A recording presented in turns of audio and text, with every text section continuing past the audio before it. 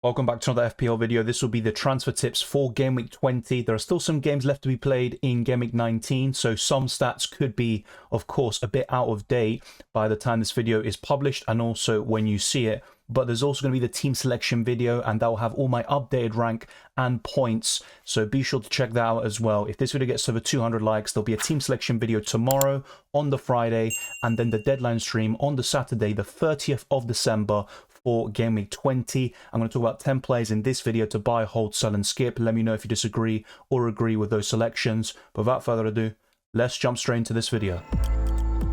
The first buy of this video is Martin Odegaard. He's also a relative differential or at least low-owned player who can help you climb the ranks in this winter period. He's in pretty good form for the Gunners. He got 3 bonus points against Liverpool after that assist, and I think he's a very good option on his day. You saw what he did last season, scoring over 200 points, rivaling the likes of Saka, and whilst he hasn't really been keeping up with Saka too much, in recent weeks he's starting to claw up the gap, and he's now only around 15 points behind Saka. Let's see how they do against West Ham later tonight. But Odegaard only has 4 goals and 4 assists, but 35 key passes, and his XGI is just over 6. His price is 8.4 million, so he's a pretty good Son or Salah replacement. But don't make that transfer this week. I would make that move in Game Week 21 once Son and Salah are off to the Asian Cup and the African Cup of Nations. But there's some good fixtures here for Arsenal, especially over the next 3, and I think Odegaard can do really well even in the big games, as he showed against Liverpool just a few days ago. I think Odegaard is a buy. Would I go for him over Saka? I still wouldn't, but I wouldn't mind doubling up on the Arsenal attack, going for both of them. And to be fair, on current form, if you're buying one right now, I can understand why some people may go for Odegaard, who's also lower owned than Saka, but I wouldn't sell Saka to Odegaard. That's something I need to make very clear. If you want to go for Odegaard, buy him alongside Saka to replace Son and Salah. Foden scored a sensational goal from distance, which was also very important to Manchester City given the context of the game. It was the equaliser, and it opened the floodgates there for Manchester City to win quite comfortably in the end. He's priced at 7.6 million, so he's even cheaper than Odegaard and has lower ownership. The next fixture is one of the best you can ask for all season against Sheffield United at home, bottom of the league versus the league favourite still in Manchester City. 5 goals and 4 assists for Foden this season. His XGI is 6.59, and he's had 6 big chances so far this season. 84 FPL points, which is 5 more than Odegaard, and also quite close to the likes of Saka.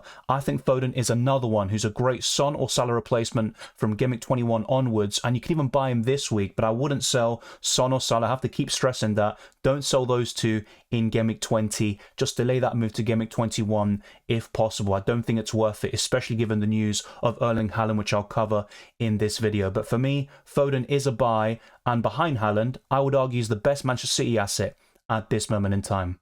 It's another midfielder and another buy here in Pascal Gross. He's got some really decent underlying numbers, maybe not in terms of XGI or big chances, but 47 chances created for the German. He's one of the most underrated players in the Premier League for me. He's been so consistent for Brighton over the years, and whilst we wax lyrical about the likes of McAllister and Caicedo, who are very important to Brighton, I still think Pascal Gross is probably even more important than they were during their time at Brighton and Hove Albion. His ownership is 3.5%. His price is 6.4 million, so he's very accessible. Even if you're looking to sell a Gordon or a Hwang Hee-chan, Gross is very easy to get to, and I wouldn't even mind replacing Son or Salah for Gross and using those funds to buy Erling Haaland back in the forward position. 3 goals and 6 assists for the German, 15 bonus points as well, which is only 3 behind the likes of Trippier. So Gross is one of the best in terms of accumulating bonus points, and the fixtures long term are very good for Brighton. Even the so-called tougher games against West Ham and Tottenham, while Gross can do well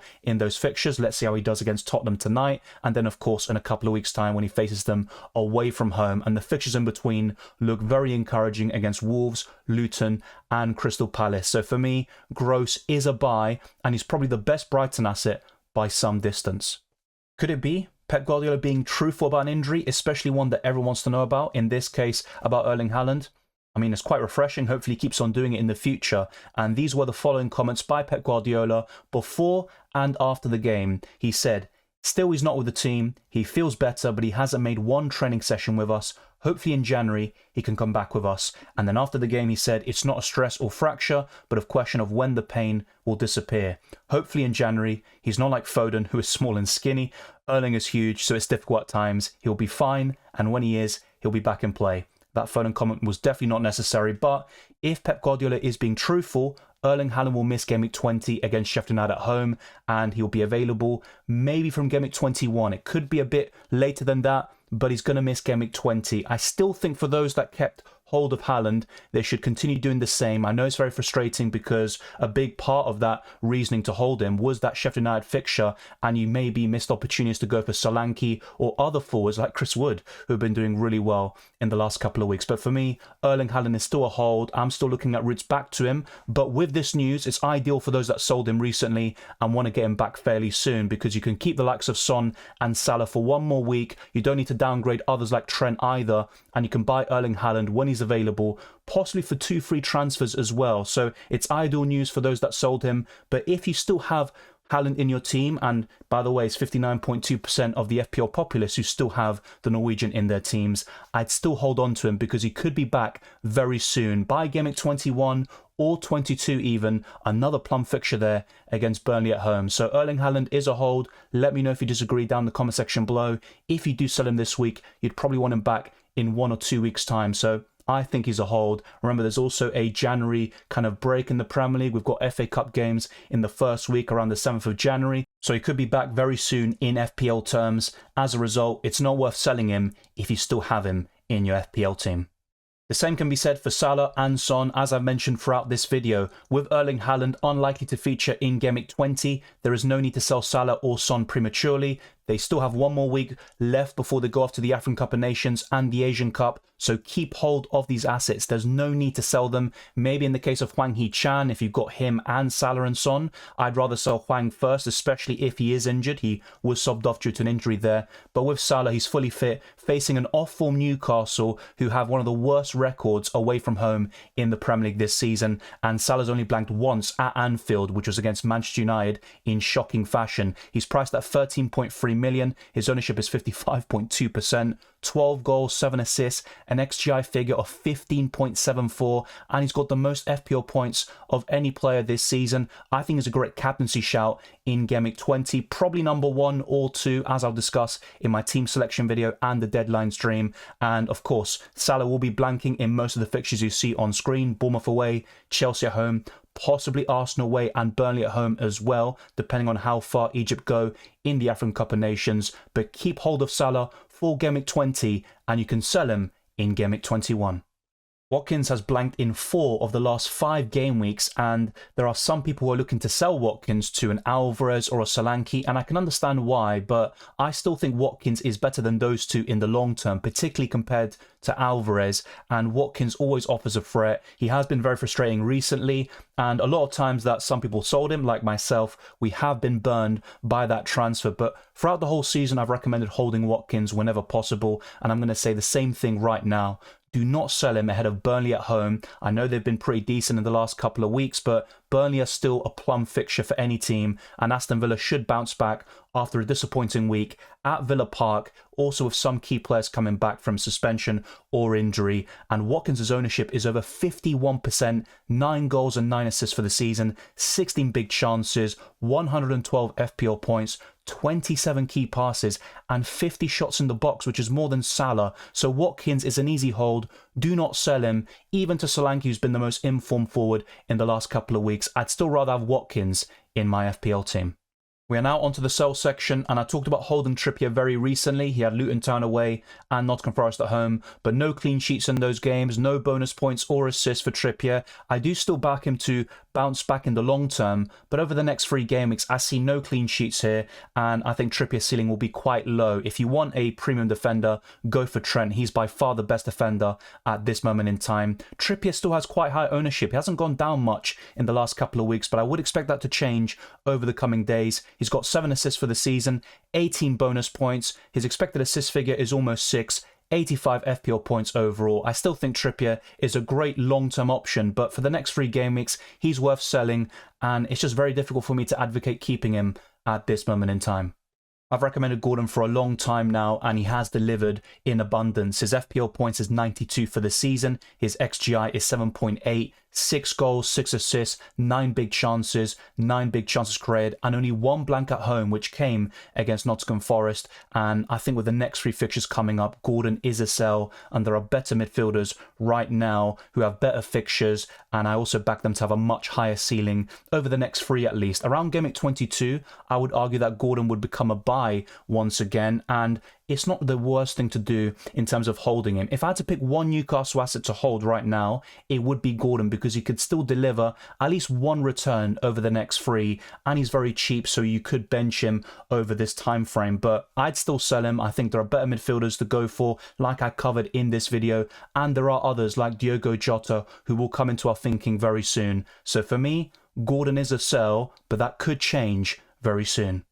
Chris Wood has delivered 28 points in the last 2 game weeks, and that's by far the most of any player. Solanke's probably the closest, with him also scoring a hat-trick very recently. And Chris Wood is a really good budget forward to have. So if you want that kind of structure where you have a Haaland and a Watkins and then a cheaper striker, then Chris Wood is the best option of the lot. Semenyo's off to the African Cup of Nations in Game Week 21. Archer's looking fairly decent, but Chris Wood is definitely on another level right now. His ownership is 1.2%, 7 goals for the season, 1 assist, an expected goals figure of exactly 5 and 64 FPL points. But the next 5 fixtures are very mixed bag and includes the likes of Arsenal. And look, Newcastle looks tough in terms of the FDR, but Chris Wood scored a hat-trick against his former club in Game Week 19. And even against Manchester United and Brentford, Chris Wood could certainly do something. But I'd just rather have Solanke, Nkunku, Ollie Watkins, Alvarez and Erling Haaland. There are better forwards elsewhere. If you want to go for a cheap forward, go ahead. Chris Wood is by far the best option at this moment in time. But I prefer a slightly different team structure with 3 forwards of a high quality. The 10th and final player covered in today's video is Cody Gakpo, who had a goal ruled out for offside against Burnley, but also got an assist in that game. But in the long term, when Salah goes off to the African Cup of Nations, I'd rather go for Diogo Jota or even Darwin Nunez over Gakpo, and I think Diaz also comes into this category of being a skip. I don't think they're consistent in terms of goals or assists. Gakpo has 2 goals and 1 assist for the season, an XGI figure of 4.19, so there is some underperformance, and there could be a boost suddenly in the coming weeks if he can keep up these numbers, but I still think he won't score or assist enough to justify an inclusion in your FPL team, especially in the forward position. I'd rather go for Chris Wood even, but more importantly, Jesus, Alvarez, all these options I talked about recently in the last couple of minutes. Gakpo has 37 FPL points, an ownership of 2.2%, and his price is quite cheap at 7.2 million. The fixtures are quite mixed bag, but in terms of Liverpool assets, I think it would be Trent, maybe Alisson, and then Diogo Jota as the 3 best Liverpool options while Salah is out for the African Cup of Nations.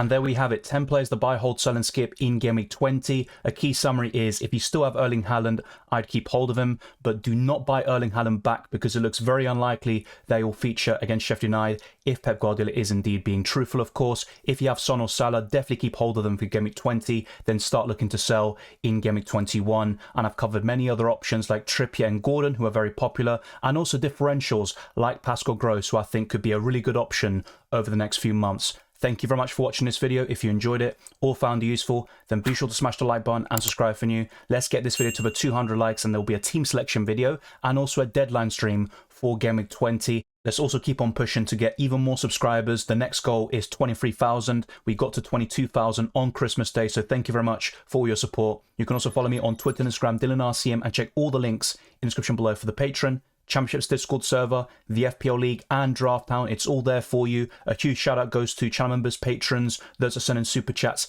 and subscribers. I wish you all the best of luck for Game Week 20 and the rest of the season, and I'll see you next time.